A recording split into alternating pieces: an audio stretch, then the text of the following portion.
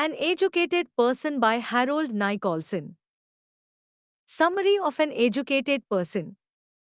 In his essay, Harold Nicolson offers a nuanced and unconventional definition of what it means to be an educated person.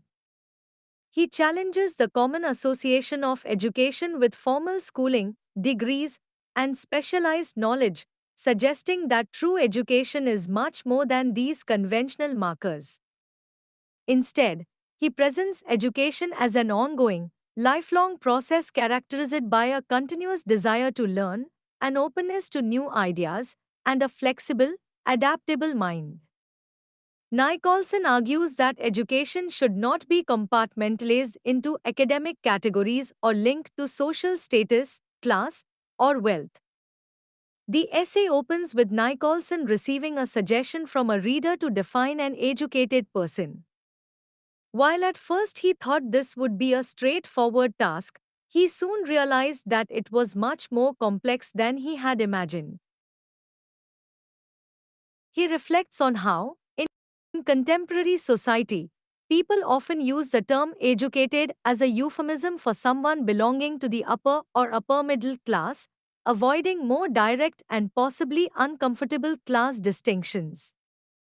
Nicolson admits that he himself may have occasionally used the term in this way, but he quickly distances his definition of education from social class and instead focuses on the intellectual qualities that define a truly educated individual.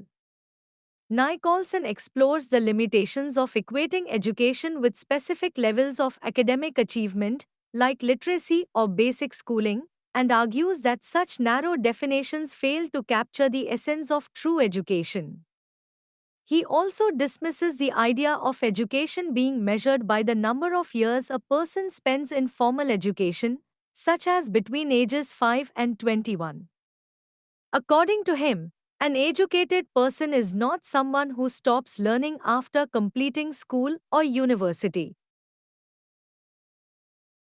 Instead, education is an unending process, and only those who continue to seek knowledge throughout their lives, even into old age, can rightfully be considered educated.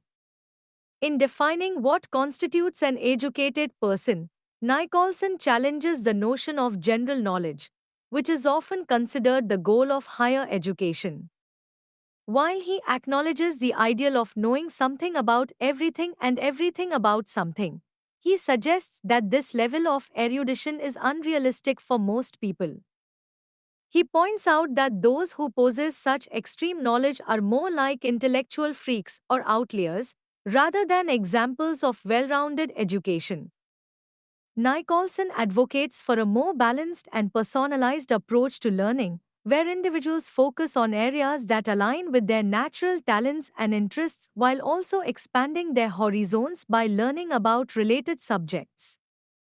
For instance, Nicolson gives the example of a person with a natural aptitude for music. Rather than forcing themselves to study unrelated fields like engineering, such a person should focus on music but also broaden their education by studying related areas like art, history, and the biographies of musicians. Similarly, a person with literary interests should not limit themselves to literature alone but should also explore other fields like history, languages, and the arts. In this way, an educated person develops a broad base of knowledge that is interconnected and relevant to their own core interests. Nicolson acknowledges that some might argue he is confusing education with culture, but he makes the case that the two are closely related. To him, being educated is not just about passing exams or accumulating facts but about cultivating a trained, elastic mind capable of applying knowledge across different fields. He highlights the value of a liberal education, particularly in the humanities, as a means of achieving this kind of intellectual flexibility and depth. Nicolson suggests that those who receive a well-rounded education are better equipped to engage with the world beyond their own narrow areas of expertise. In conclusion, Nicolson's essay presents a broad and thoughtful definition of education, focusing on the qualities of curiosity, adaptability, and lifelong learning. He moves away from the traditional markers of education, such as formal schooling, degrees, and class, and instead emphasizes the importance of intellectual openness, the pursuit of new ideas, and the cultivation of a mind that is always expanding its understanding of the world.